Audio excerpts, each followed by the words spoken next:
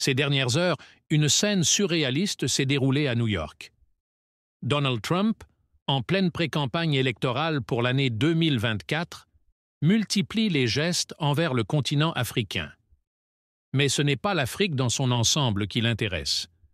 C'est la République démocratique du Congo, un pays immense, riche, stratégique.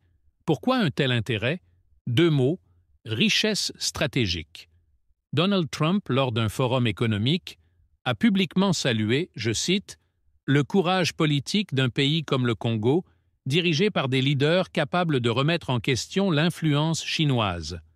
Une déclaration qui, selon nos sources, viserait directement le président Félix Tshisekedi. Une tentative d'amadouer Kinshasa ou de semer la zizanie dans une région déjà instable. Ce geste de Donald Trump s'inscrit dans une logique très claire. Repositionner les États-Unis comme puissance africaine alternative à la Chine. Et comment mieux le faire qu'en s'alliant avec la République démocratique du Congo, deuxième plus grand pays du continent africain, regorgeant de cobalt, de lithium, d'uranium, des ressources essentielles pour la guerre économique et technologique du 21e siècle. Mais en coulisses, cette approche de Donald Trump ne plaît pas à tout le monde. Certains analystes parlent d'une poitvine que Trump se tape symboliquement. Une allusion à un rapprochement intéressé, presque colonial, où la République démocratique du Congo servirait de pion dans un jeu mondial. Ce n'est pas une alliance entre égaux, c'est une course à l'influence. Félix Tshisekedi sort les crocs face à Kigali. Pendant ce temps, à Kinshasa, le président Félix Tshisekedi ne perd pas de temps. Il monte au front contre son voisin, le Rwanda, dirigé par Paul Kagame.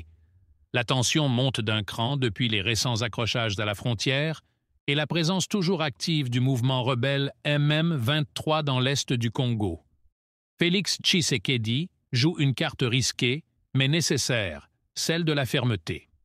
Dans une adresse à la nation, il a clairement pointé du doigt Kigali, en l'accusant de soutenir activement les rebelles du M23. Et surtout, il appelle la communauté internationale à trancher. Fini les demi-mesures. Il veut des sanctions, des actions concrètes et surtout une présence militaire internationale plus engagée dans la région des Grands Lacs.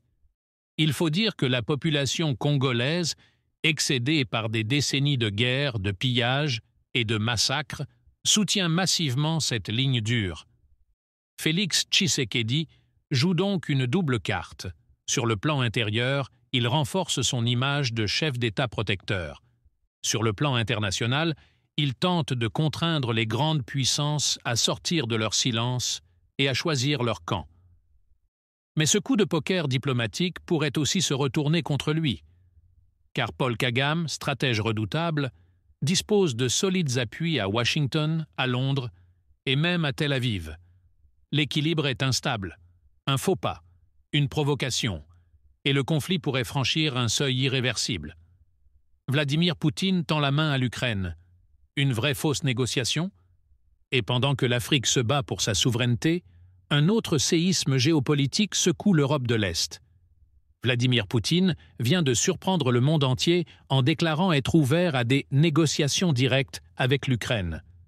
Un message lancé depuis Moscou à l'issue d'une réunion avec les anciens combattants de la Grande Guerre patriotique.